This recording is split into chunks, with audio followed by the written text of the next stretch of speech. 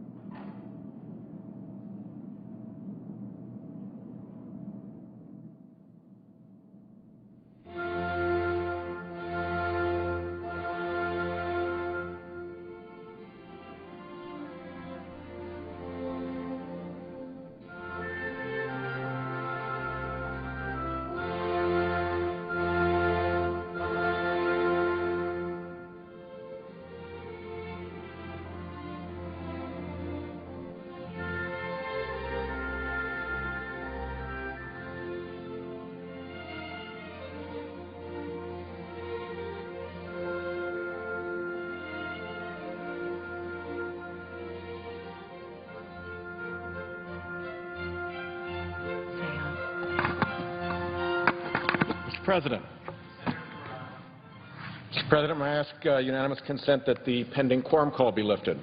Without objection. And may I further ask unanimous consent to speak as if in morning business for such time as I may consume? Without objection. Thank you. Mr. President, I'm here because I serve on the conference committee that is charged with negotiating a bipartisan budget deal. The Democrats have come to the table with a Senate-passed budget. The presiding officer will remember the long all-night ordeal of that budget.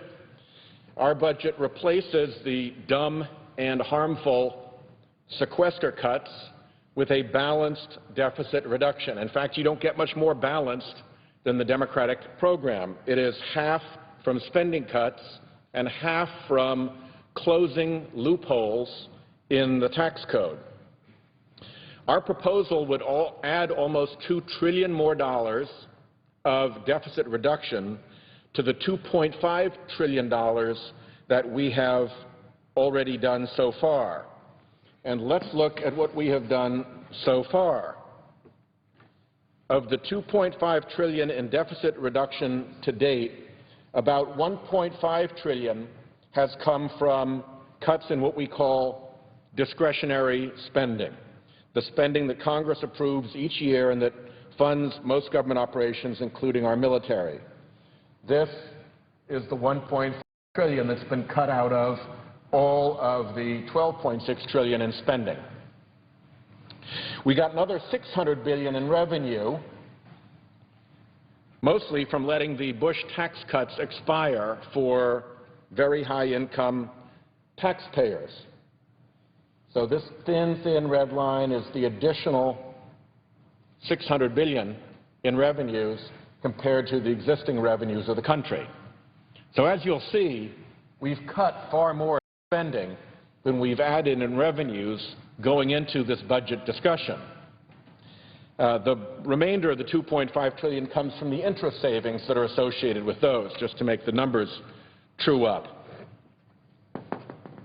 This circle is here to demonstrate that to date we have yet to touch one dime in the other big budget item, which is loophole spending in the tax code. This is a pretty good-sized chunk of annual spending, about 12% off of the levels projected in 2010. The fiscal cliff bill that restored Clinton-era rates to families making over $450,000 added about 2% to our revenue projections. This loopholes category, which is worth at least $14 trillion, conceivably a lot more because some of the loopholes are so wide you don't even know it's going through them. The money just shows up in the Cayman Islands, and we don't know what we've lost. That remains totally untouched. What we want to do is take just 7%, a tiny slice of this loophole revenue, and bring it back and use it for deficit reduction. That, touching the loophole nerve, is what has brought the Republicans to a screeching halt. In contrast to our exactly balanced approach, 50% spending, 50% loopholes, Chairman Ryan's budget would 100% go after the programs on which low-income and middle-class Americans rely without touching a single tax code giveaway. No balance at all. But, of course, unbalanced is the Republican way in budgets. For instance, the Republican budget changes Medicare into a voucher program. That's not very balanced. That's not what the American people want. The Republican budget cuts non-defense discretionary spending to levels lower than anything the American public has ever seen since OMB started keeping track. That is an extreme budget and not a balanced approach. The Republican budget would set annual domestic spending levels below 1962. And if you think back to what America was like in 1962, there were no Pell Grants. So if any pages here were thinking of someday getting a Pell Grant, that was gone, didn't exist in 1962. In 1962, 30% of American seniors lived in poverty. And that is the level of spending that the Republican budget would take us back to. And the rhetoric has been just as unbalanced as the proposals. Speaker Boehner has said the talk about raising revenue is over. Over. We haven't even started, and he says it's over. 0% out of loopholes, and he says the conversation is over? I don't think so. The conversation hasn't even begun. But true to the Speaker's rhetoric, the Republican budget puts the burden of deficit reduction bang onto Americans who can least afford it, while preserving for corporations and for the people who get the benefit of tax code giveaways every single dollar.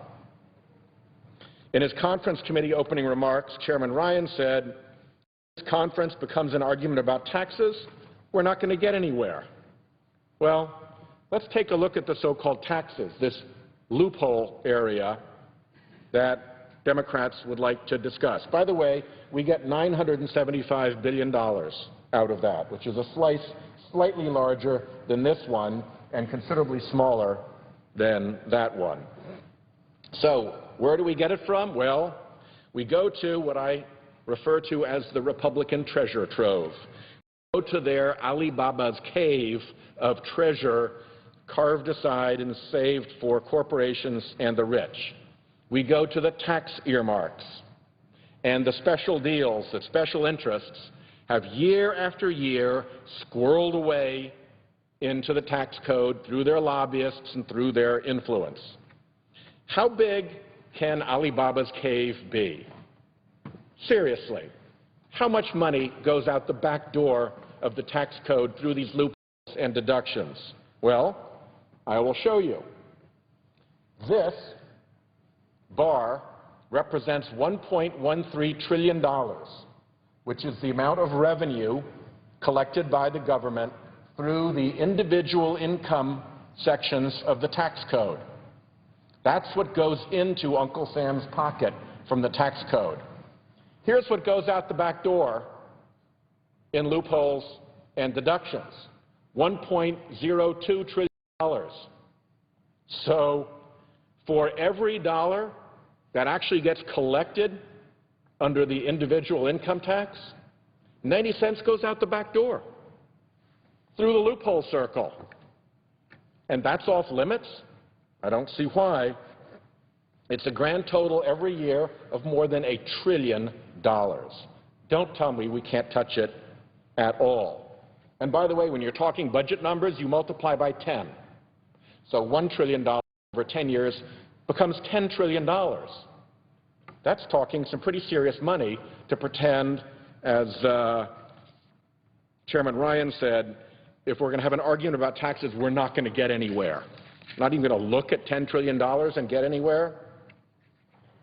On the corporate side here, for every dollar of revenues the United States collects, and here it is, $242 billion that we actually collect that goes into Uncle Sam's pocket from corporate income tax revenue, here's what goes out the back door of the corporate tax code, $148 billion. So, like individual income, when it comes to corporate income, for every dollar that Uncle Sam actually gets in revenues through the tax code, 60 cents plus goes out the back door through loopholes and deductions and other tax gimmicks. So, again, we budget for 10 years, so $148 billion becomes pretty close to $1.5 trillion. That's big bucks. And if you add the two together and do the 10 years, which is what we do in the budget world, and account for modest growth over those 10 years, we're talking about $14 trillion.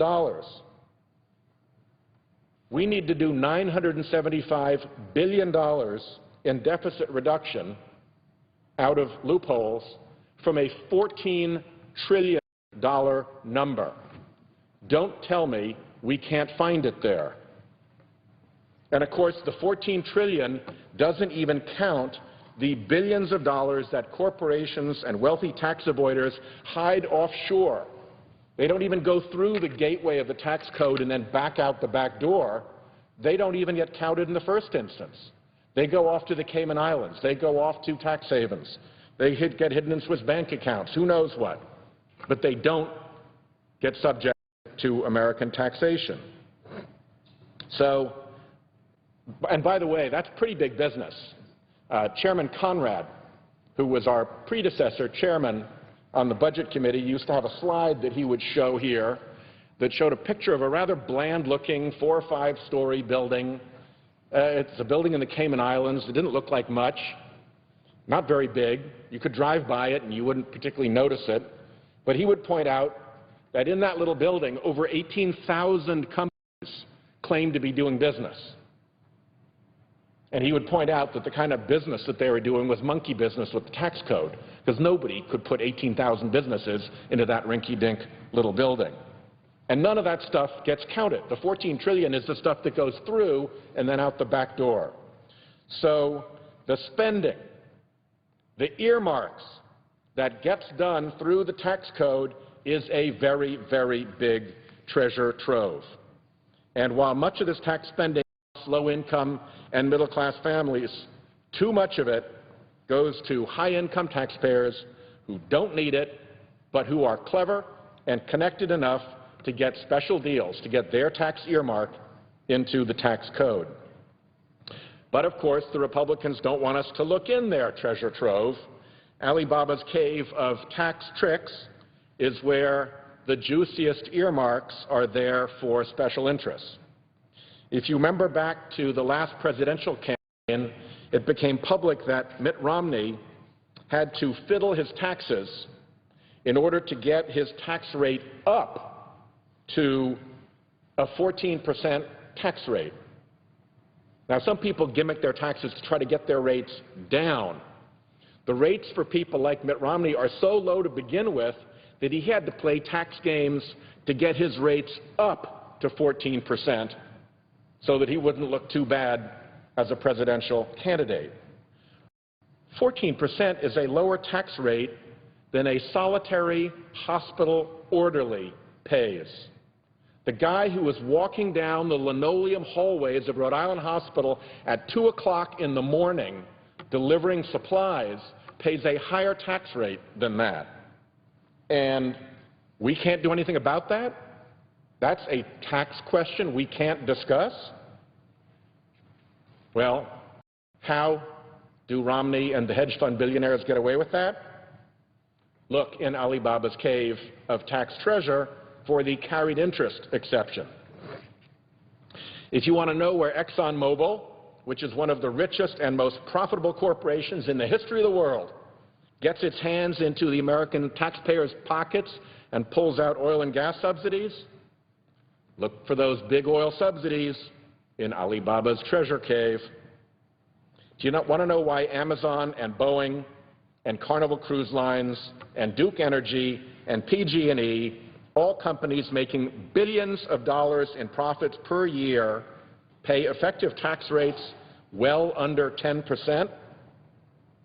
Look at the $150 billion in corporate tax giveaways there in Alibaba's treasure cave.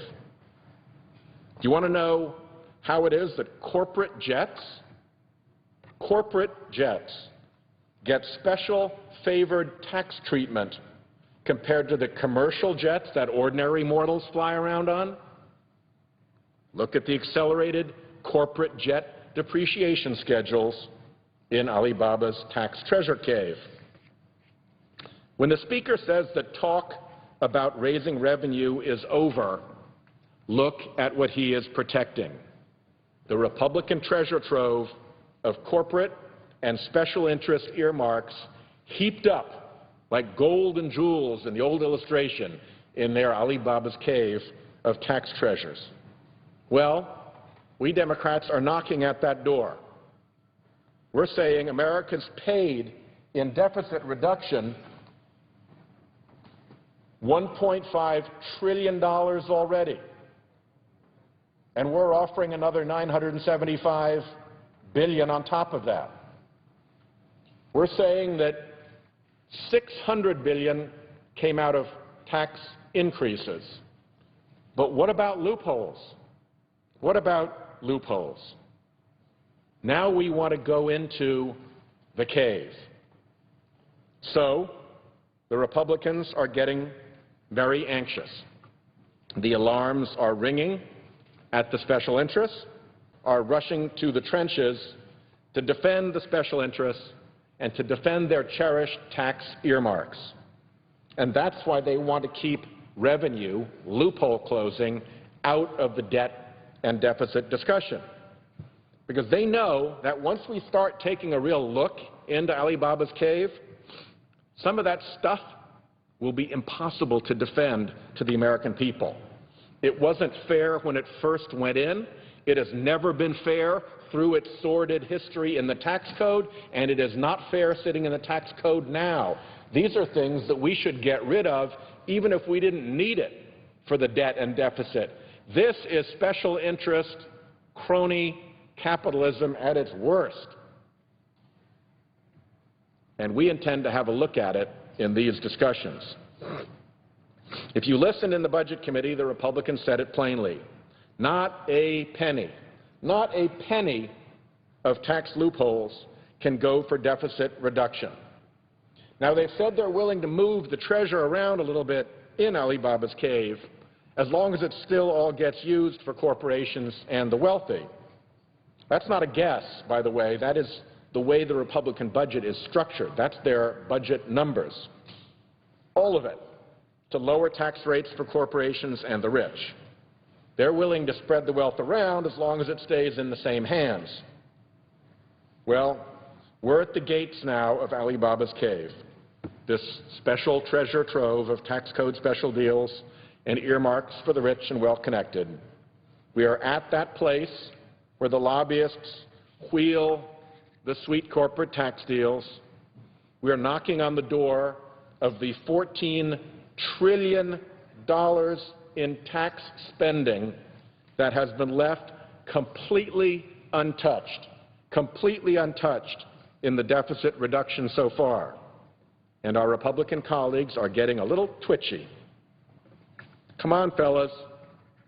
Out of nearly $14 trillion in tax spending and earmarks, Can't we put just 7% of it, just 7% of it toward the debt and the deficit?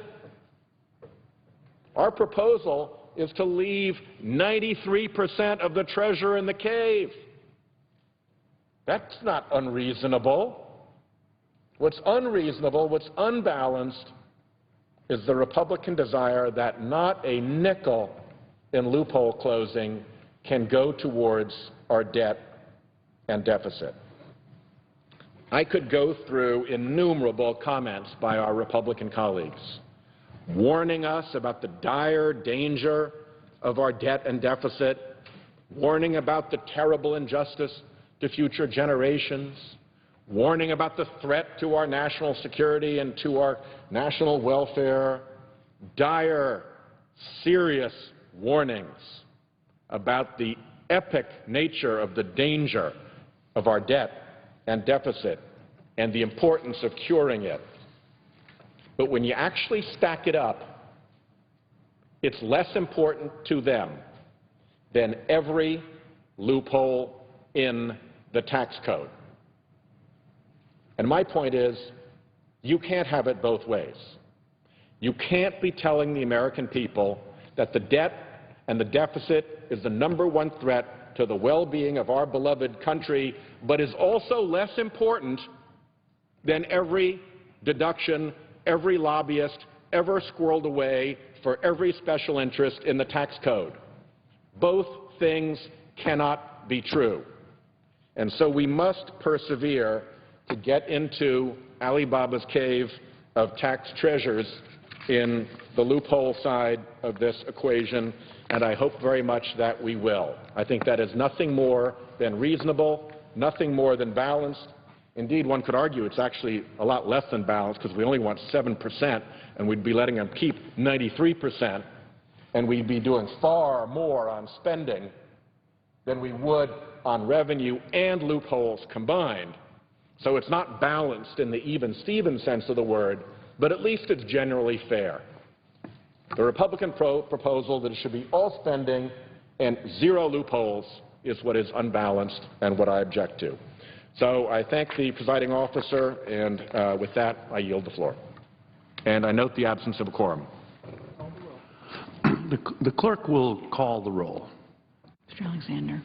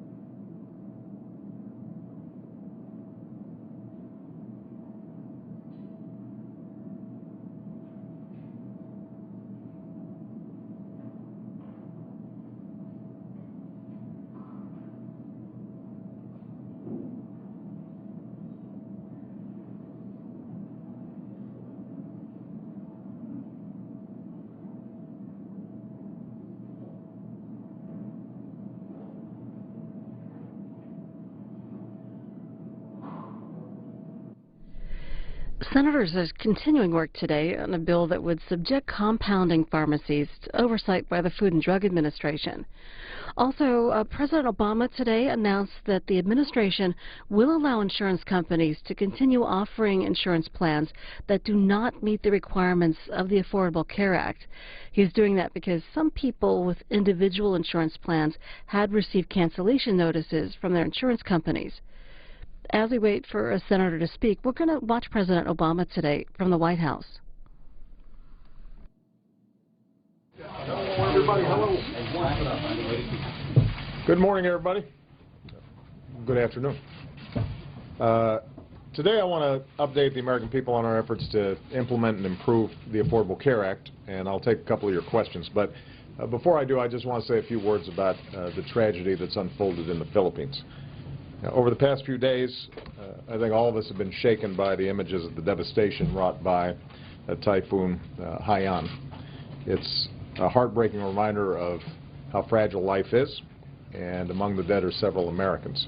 So our prayers are with the Filipino people and with Filipino Americans across our country who are anxious about their family and friends back home.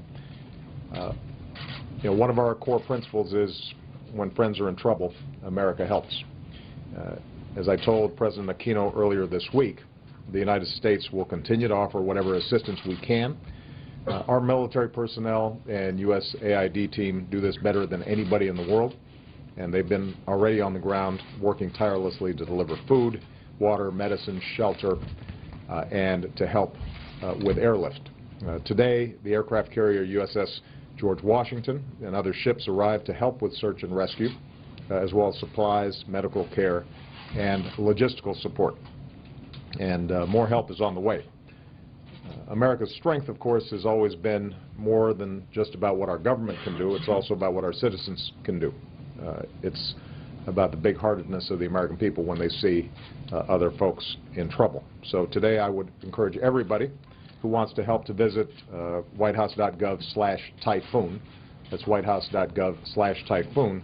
And that'll offer you links to organizations that are working on the ground in ways that you can support their efforts.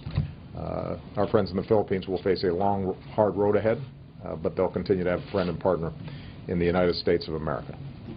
Now, switching gears, it has now been 6 weeks since the Affordable Care Act's new marketplaces opened for business. I think it's fair to say that the rollout has been rough so far, and I think everybody understands that I'm not happy about the fact that the rollout has been wrought with a whole range of problems that I've been deeply concerned about. But today I want to talk about what we know after these first few weeks and what we're doing to implement and improve the law. Yesterday, the White House announced that in the first month, more than 100,000 Americans successfully enrolled in new insurance plans. Is that as high a number as we'd like? Absolutely not. But it does mean that people want affordable health care.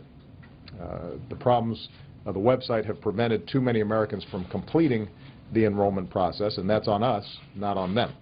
But there's no question that there's real demand for quality, affordable health insurance.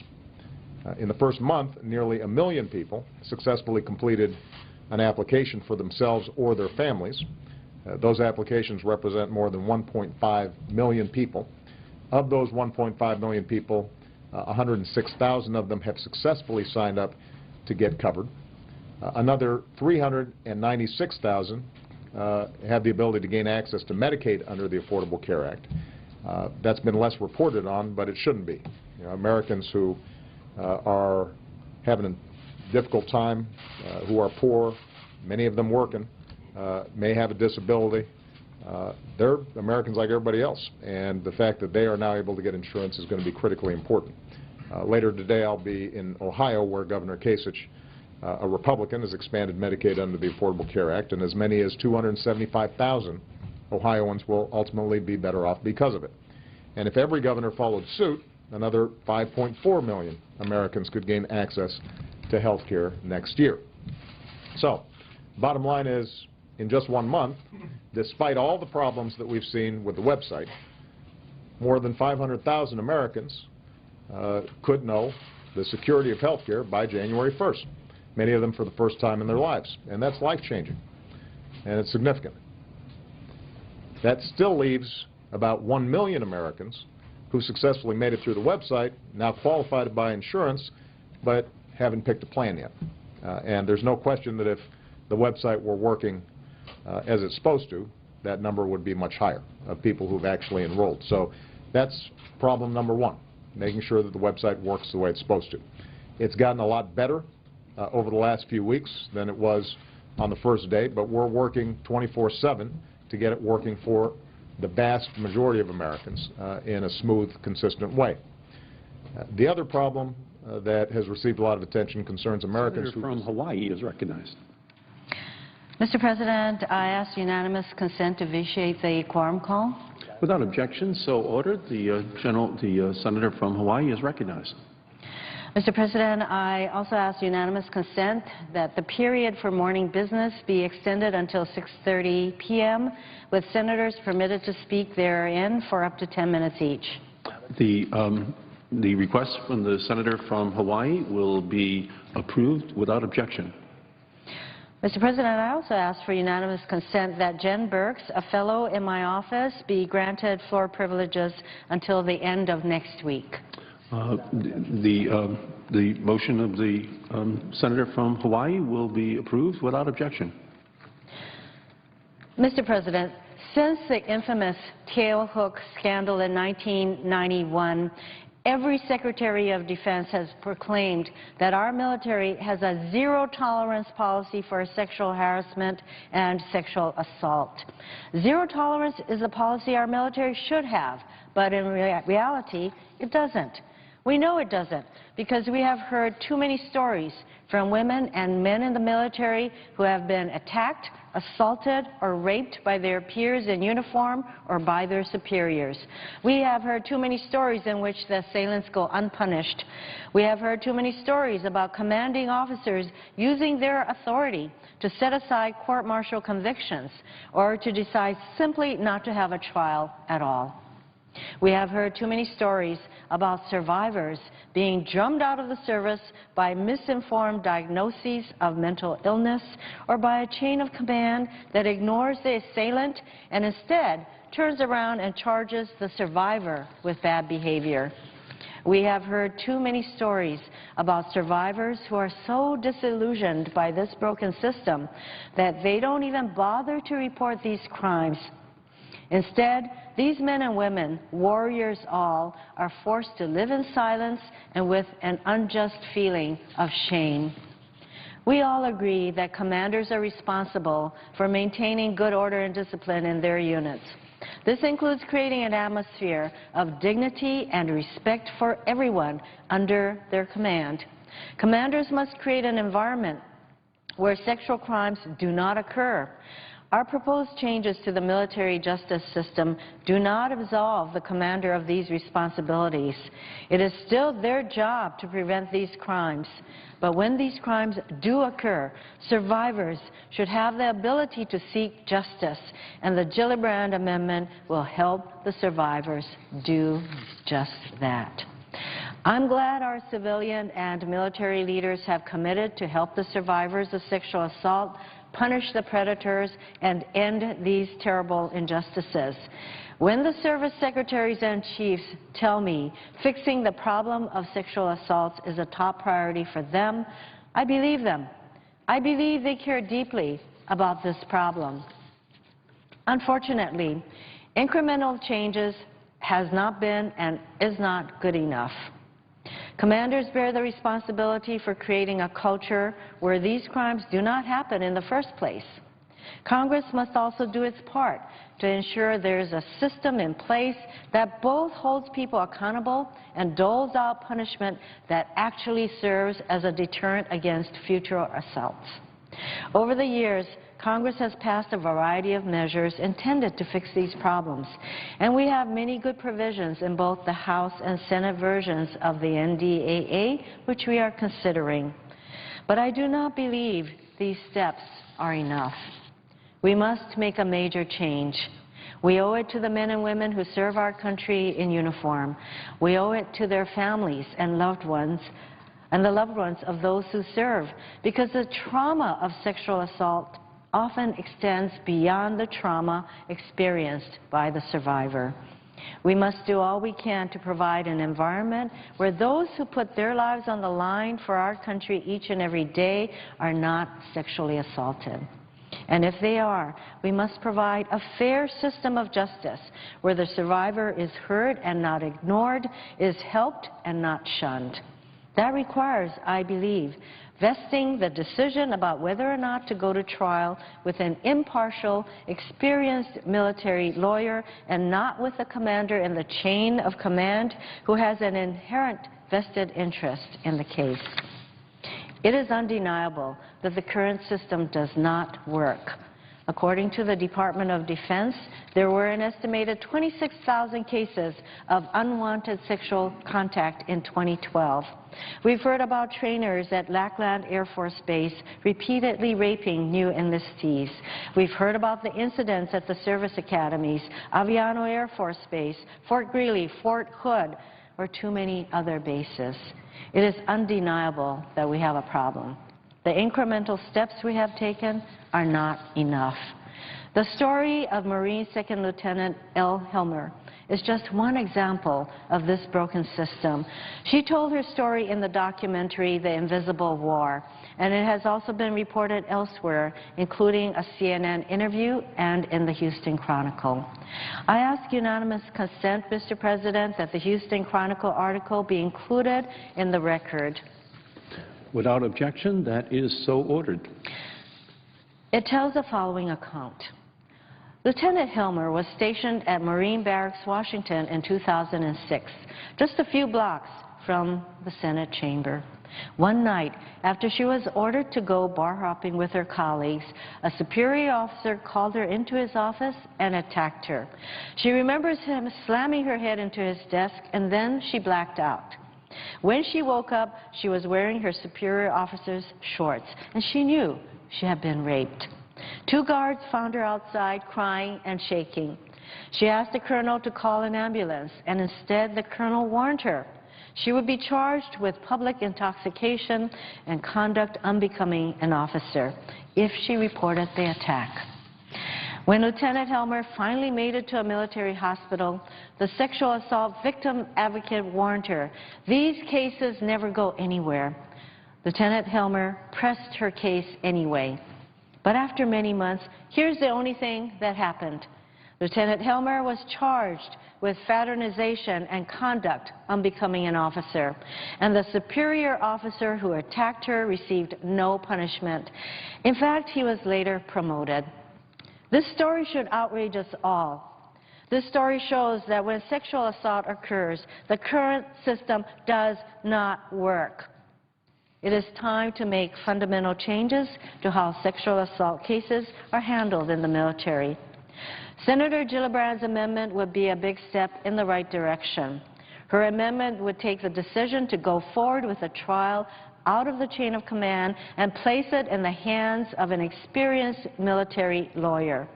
This change would improve the judicial process by increasing transparency.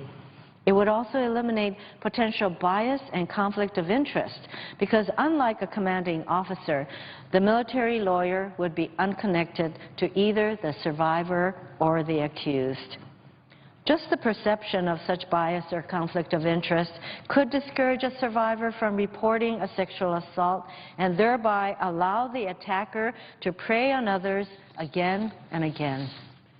Many survivors of sexual assault tell us that the main reason they do not report these crimes is because they think nothing will happen. The current processes too often do not work. It is unacceptable to allow this situation to continue. The problem of sexual assaults is a scourge on our military for which there is no silver bullet. But at the very least, what we need is a military justice system where a survivor feels confident that his or her case will be fairly examined and, if deemed to have sufficient evidence, be sent forward to trial. Sexual assault in the military is something that most people don't want to talk about.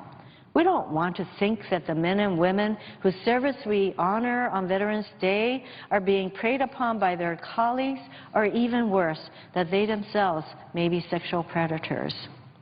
There is no doubt in my mind that the overwhelming majority of our military men and women serve our country valiantly and with honor, and we should take care not to tarnish them with suspicion.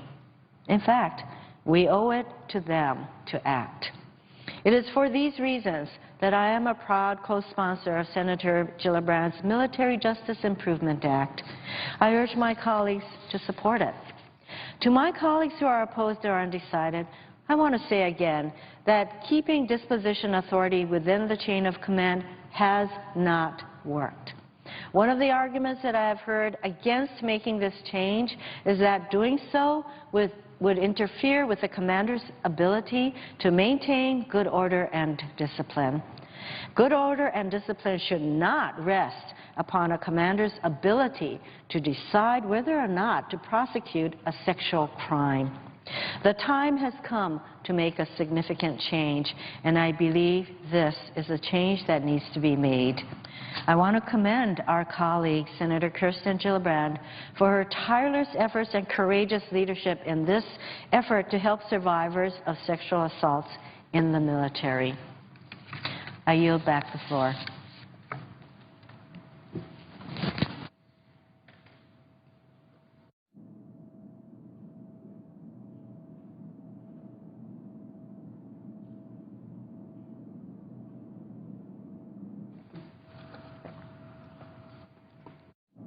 President, I suggest the absence of a quorum.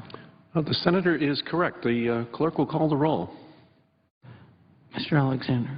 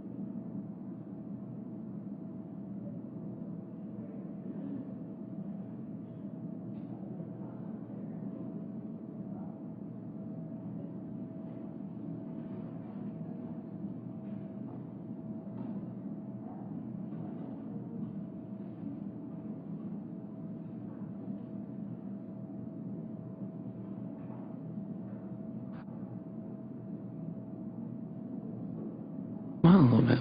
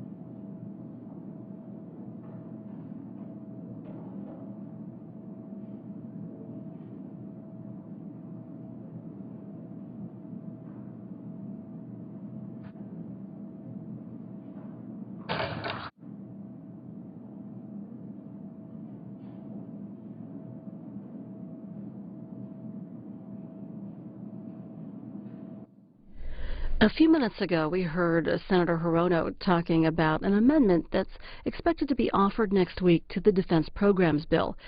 It would remove the prosecution of sexual assault cases from the military chain of command. Politico writes that the Democrats' plan is to try to use the vote on the amendment to tie senators who oppose it to remarks by Senator Saxby-Chambliss that sexual assault in the military is just a problem of hormones. The senator from New York is recognized. Thank you. I had the privilege of listening to my colleagues, Senator Hirono and Senator Blumenthal, who have been addressing this issue of sexual assault in the military. And both of them said so persuasively and articulately that our military justice system is broken because the sense of trust that a man or woman who's serving in the military today who is subjected to rape and sexual assault has been broken, not just between them and the assailants in their unit, but between them and their commanders. That in fact, that trust that their commander will have their back, that they will have these crimes be investigated and their perpetrators will be brought to justice has been broken. Even General Amos, Commandant of the Marines, said so. He said, "I can see why a female Marine might not report a case of sexual assault. They don't trust us. She doesn't trust the chain of command." This is our challenge, and we have to reform the system because these are some of the best men and women in the world that make our military as strong as it is. But we are subjecting them to not only these great acts of violence, but then the second heartbreak, the second re-victimization of having a military justice system that does not have their back, where they are convinced not to report these crimes because either justice won't be done or nothing will be done, or that they will be retaliated against for reporting. The number one reason 23,000 cases last year went unreported was because victims believed nothing would be done.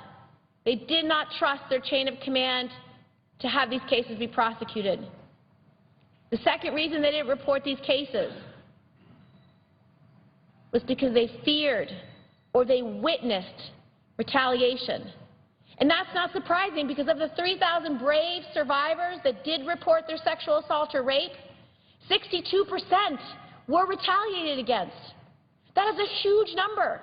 So there's a failure within our military who has promised for 25 years zero tolerance for sexual assault and rape in the military. But as far as I'm concerned, all we've had is zero accountability. Because of those brave 3,000 survivors that did come forward, 62% retaliated against means those commanders failed to maintain a command climate where retaliation is not taking place. Now, our underlying bill, we're going to fix that. We're actually going to make retaliation a crime, giving commanders more tools to go after perpetrators of retaliation. But retaliation has always been against good order and discipline. It's never been acceptable, but still it exists. And too many victims do not come forward because they fear it. So what I want to do, Mr. President, which is what my colleagues have done, is I would like to speak on behalf of these survivors, these advocates, these champions, these leaders in reform. I want to tell their stories. They can't be here on the Senate floor right this moment, but I can be here, and I can speak their stories. I can tell you what happened to them. Sarah Plummer, raped as a young Marine in 2003, she said, "I knew the military was notorious for mishandling rape cases, so I didn't dare think anything good would come from reporting the rape. Having someone within your direct chain of command doesn't make any sense. It's like being raped by your brother and having your dad decide the case." Another survivor, Trina McDonald, who at 17 enlisted in the Navy. She was stationed at a remote base in Alaska. Within 2 months, she was attacked, repeatedly drugged, and raped by superior officers over the course of 9 months. Can you imagine that being your daughter? Can you imagine this young woman who literally wants to serve our country and even die for our country being repeatedly drugged and raped by her supervisor? She said, "At one point, my attackers threw me into the Bering Sea and left me for dead in the hopes that they would silence me forever. They made it clear that they would kill me if I ever spoke up or reported what they had done." Thank God Trina McDonald survived, because I will read her testimony from the United States Senate floor. She is being heard in this debate. Listen to Army Sergeant Rebecca Havrilla, served in Afghanistan, raped in 2007, said reporting the crime to her commanding officer was unthinkable. "There was no way I was going to go to my commander. He made it clear he didn't like women." Or listen to Airman First Class Jessica Himes. She was raped in 2009 by a coworker who broke into her room at 3 a.m. She said, 2 days before the court hearing, his commander called me on a conference at the JAG office, and he said that he didn't believe the offender acted like a gentleman, but there was no reason to prosecute. Being raped and broken into someone's room, not being a gentleman, obviously that commander does not understand that rape is a serious crime. Quote, "I was speechless. Legal had been telling me this was going to go through court. We had a court date set for several months. After 2 days, 2 days before, the commander stopped it. I later found out that the commander had no legal education or background, and he had only been in command for 4 days. Her rapist was given the award for Airman of the Quarter. She was transferred to another base." Now, many of those listening tonight will think this is just a crime against women, but one of the most disturbing facts is that more than half of these crimes are against men. It's not a gender issue. The crime of rape, sexual assault are crimes not of passion, but are brutal crimes. Are crimes of aggression, are crimes of dominance, are crimes of control. These are not cases of dates that have gone badly. Blake Stevens, now 29, joined the Army in January of 2001, just 7 months after graduating high school. The verbal and physical attacks started quickly, he says, and it came from virtually every level of the chain of command. In one of the worst incidents, a group of men tackled him, shoved a soda bottle up his rectum, and threw him backward off an elevated platform onto the hood of a car. When he reported the incident, Stevens says his drill sergeant told him, "You're the problem. You're the reason this is happening," and refused to take action. Blake said, "You feel trapped. They basically tell you you're going to have to keep working with these people day after day, night after night. You don't have a choice. His assailants told him that once he deployed to Iraq, they would shoot him in the head. They told me they were going to have sex with me all of the time when we were there. Now, if these stories aren't enough, please do listen to some retired generals, commanders, JAG officers, veterans who have known from years of experience that the status quo is an injustice to those who serve, and our approach is the right way forward. This September, 3 retired generals gave public support for our proposal, including Lieutenant General Claudia Kennedy, the first woman to achieve the rank of a 3-star general in the U.S. Army, Brigadier General Lori Sutton, formerly the highest-ranking psychiatrist in the U.S. Army, Brigadier General David McGinnis, who most recently served in the Pentagon as the principal deputy to the Assistant Secretary of Defense for Reserve Affairs. Lieutenant General retired Kennedy wrote me, quote, "Having served in leadership positions in the U.S. Army, I've concluded that if the military leadership hasn't fixed this problem in my lifetime, it's not going to be fixed without a change to the status quo. The imbalance of power and authority held by commanders in dealing with sexual assaults must be corrected. There has to be independent oversight over what is happening in these cases. Simply put, we must remove the conflicts of interest in the current system.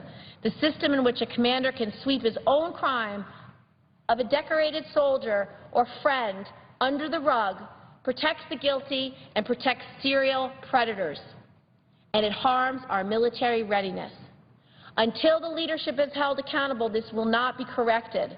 To hold leadership accountable means there must be independence and transparency within the system, permitting professionally trained prosecutors rather than commanding officers to decide whether to take a sexual assault case to trial is measured first step towards such accountability. I have no doubt that command climate, unit cohesion, and readiness will be improved by these changes. Brigadier General retired Lori Sutton also wrote and said, "Failure to achieve these reforms would be a further tragedy to an already sorrowful history of inattention and ineptitude concerning military sexual assault. In my view, achieving these essential reform measures must be considered as a national security imperative, demanding immediate action to prevent further damage to individual health and well-being, vertical and horizontal trust within units, military institutional reputation, operational mission readiness, and civilian military compact. Far from stripping commanders of accountability, as some detractors have suggested, these improvements will remove the inherent conflict of interest that clouds the perception and all too often the decision-making process under the current system. Implementing these reforms will actually support leaders to build and sustain unit cultures marked by respect, good order, and discipline." Brigadier General David McGinnis, who also served as a Pentagon appointee, wrote this to me. He said, "I fully support your effort to stamp out sexual assault in the U.S. military and believe there is nothing in the Military Justice Improvement Act that is inconsistent with the responsibility of authority of command. Protecting of victims of these abuses and restoring American values to our military culture is long overdue." Retired Air Force General Major General Martha Rainville, the first woman in the history of the National Guard to serve as a state adjunct general, and served in the military for 27 years, including 14 in command positions, wrote, "As a former commander, endorsing a change that removes certain authority from military commanders has been a tough decision. It was driven by my conviction that our men and women in uniform deserve to know without doubt that they are valued and that they will be treated fairly with all due process should they report an offense and seek help or face being accused of an offense. When allegations of serious criminal conduct have been made, the decision whether to prosecute should be made by trained legal professionals. Fairness and justice require sound judgment based on evidence and facts, independent of pre-existing command relationships." That's the crux of the problem here. You have commanders who have biases. Maybe they don't want women in the military. Maybe they don't believe gay members should serve openly. Maybe they need or appreciate or like the assailant more. Maybe the perpetrator has done great things in battle. Maybe he's more experienced, more important. Maybe he's more popular. Those biases color decision-making, because when the decision-maker actually weighs evidence, one of the fundamental pieces of evidence in these cases is the testimony of the victim and the accused. If that commander doesn't value the victim because she's new, he may not believe her. When he sees the perpetrator's a family man with 2 kids, a lovely wife, how would he possibly do that? He's been to Iraq 5 times. I don't believe her and I believe him. He's weighed the evidence through a colored lens. That's not justice. That's not fairness. That's not what our democracy is based on. We believe in justice being blind. We believe in the scales of justice not being weighed for the victim or the accused. Justice is blind. It's fair. It's impartial. It's objective. And if that decision maker is not even a trained lawyer, how do we hope they're going to get it right? Colored with biases, colored with self-interest. No commander wants to say the rape's happening under their command. That's a failure. It's a failure in military readiness. It's a failure in good order discipline. It's a failure in good command climate. Why would they want to report their own failure? Many times they don't. That's why the deck is stacked against the victims of these crimes in too many cases.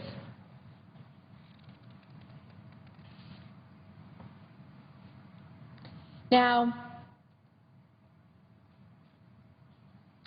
we've had a recent ruling that I think is incredibly important. The DOD, for 50 years, has had a panel. It's called the Dakowitz Panel. It's a panel of advisors that are asked by the Secretary of Defense for the past 50 years to please tell him what policies and proposals are most important to protect and to support women in the military. The whole purpose of the committee is to look at this issue and say, what's the status of women in the military? How are they faring? Well, this panel actually has been studying sexual assault in the military for decades. They've actually been focused on it, having hearings, learning about it, opining on it, giving recommendations for a very long time. They've looked at this proposed legislation, they've studied it, and they've actually recommended every piece of this legislation to be passed by this Congress. They've actually recommended the decision-making go outside the chain of command. The vote for that proposal, 10 in favor, 6 abstained, none against. The 10 in favor, 9 out of 10, all former military. 5 of them senior officers. The one non-military was a woman who's head of the Women's Law Center. They want every aspect of this reform put into law. They are the experts. Even Secretary Hagel says he looks at this group with great regard, with high authority. He regards them as the preeminent advisory panel for women in the military. We also have a lot of support from other retired members of the military, retired U.S. Army Major General Dennis Leitch, retired Navy Captain Lori Manning, former JAG officer and Congressman Patrick Murphy, military legal experts Diane Mazer and Rachel Nadelson. Now, when the Dakowitz panel, the Defense Advisory Committee on Women in the Services, voted in support of the measure, they say they believe that these are the reforms that will make the difference. They say that they must implement these reforms to make sure the status of women in the military is protected. Secretary Hagel places a great premium on this panel. We also have the support of leading veterans groups who actually have served. They are veterans. They understand what happens. Quote, we want to be clear. A vote for Military Justice Improvement Act is a vote for our troops, a vote for a stronger military. We should listen to our veterans. So I think it's time that we restore trust. The military has had 25 years to deal with this problem. They've been saying zero tolerance for 25 years. They keep saying we've got this. They keep saying we can handle this. Just give us more time. Well, if this happened to my son or daughter, how much more time do you need? How many more thousands of victims are going to be raped and assaulted in the military and have no hope for justice? How many more good men and women are we going to lose to sexual assault and rape who are retaliated against and pushed out, being told they are the problem? How much are we going to lose in terms of military readiness, in terms of unit cohesion, in terms of troop morale, in terms of good order and discipline, to the scourge of sexual violence in the military? I don't think we should wait another day. I don't think we should wait for another panel, another report, another study, another. We have boxes of studies over the last 25 years making recommendations. But until you create a transparent, accountable military justice system, you don't have a hope of solving this problem. Until you give the decision-making authority to an actual trained lawyer who is not biased, you don't have a hope. All of our allies have done this, all of them, the ones we fight side by side with. Israel, the UK, Canada, Australia, Netherlands, Germany, these are allies. They said, if it's a serious crime, let the decision-maker be unbiased. Let the decision-maker be trained. Did they have a fall-off of good order and discipline when they let these decisions be made by trained prosecutors? They told us no. When we tried to repeal Don't Ask, Don't Tell, military commanders said you can't possibly do this. This will undermine good order and discipline. When we wanted women to be able to serve in the military, they said you can't possibly do this because of good order and discipline. When we integrated the armed services, commanders said you can't possibly do this. It will undermine good order and discipline. Well, we did it. We did every single one of those reforms. Congress had an action. Elected leaders had a responsibility. We provide oversight and accountability over the Department of Defense. It is an important relationship. And sometimes we may have an idea or a reform that can make the difference, that can make our military stronger, that can utilize all of our best and brightest. Don't Ask, Don't Tell, we lost 10% of our language speakers, foreign language speakers, because of that corrosive policy. How many thousands are we going to lose to sexual assault and rape in the military? How many? How many good men and women? Losing one more is too many. I ask my colleagues to support this bill. It's not a Democratic idea. It is not a Republican idea. It is a good idea. It is a common sense reform. It makes perfect sense when people learn about the issue and want a solution. This is what this place is supposed to be about. It's supposed to be people of goodwill coming together to solve problems, to make a difference. We need leadership here. We don't need followers. We need leaders. We need people who will do their job and provide oversight over the Department of Defense, especially in an area where they've failed so much. This reform will make a difference, and I urge my colleagues to support it. I yield the floor and suggest an absence of a quorum. The senator is correct. The clerk will read the call, will read the roll. Mr. Alexander.